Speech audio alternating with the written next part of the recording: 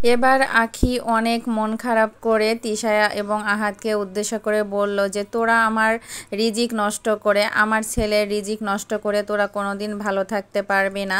আর আমি আমার রিজিক আল্লাহ যদি চাই অবশ্যই ফিরে পাবো। আমার আইডি নষ্ট করে তোরা যে অপরাধ করেছিস, যাই হোক এই অপরাধের মাসুল তোদের দিতে হবে, আল্লাহ তোদের বিচার করবে।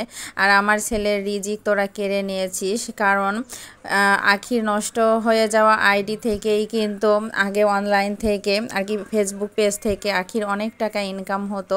আর সেই টাকা দিয়ে নাকি আখি তার ছেলের আয়াসের খরচ চালাতো, ডায়াপার থেকে শুরু করে খাওয়া দাওয়ার A to Z সব কিছু আর কি খরচ চালাতো। তো এখানে আর কি একটা কথা বলবো যে আয়াসের খরচের সাথে সাথে কিন্তু আখির যে এখন যে দামি ফ্ল্যাট নিয়েছে, দামি ফার্নিচার নিয়েছে, এগুলা কিন্তু তার অনলাইন ইনকাম, শুধু প্রমোশনের কাজের ইনকাম সেটা না।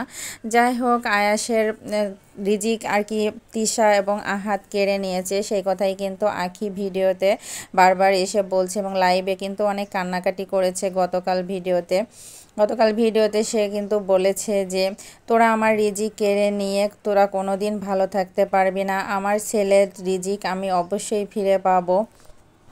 আহাদ তিশা আখির পেজ নষ্ট করে দিয়ে আখিকে একদম পথে বসাতে চেয়েছে, কিন্তু আখি তো হার মানা মেয়ে না, সে সামনের দিকে এগিয়েই যাবে। এত মন খারাপের মধ্যেও সে কিন্তু তার প্রমোশনের কাজ শুরু করে দিয়েছে, প্রমোশনের কাজ করছে। তারপরেও আইডি নষ্ট হওয়ার কারণে, কারণ তার 5 লাখ ফলোয়ার ছিল, এত বড় একটা আইডি নষ্ট হওয়ার কারণে সে কিন্তু প্রচুর মন খারাপ করেছিল। এই মন খারাপের মধ্যেও সে কিন্তু একটু বিনোদনের জন্য ঘুরতে এসেছে ফ্যামিলি সবাইকে নিয়ে, যাই হোক আয়াসকে নিয়ে, আয়াসের মনকেও ভালো করার জন্য।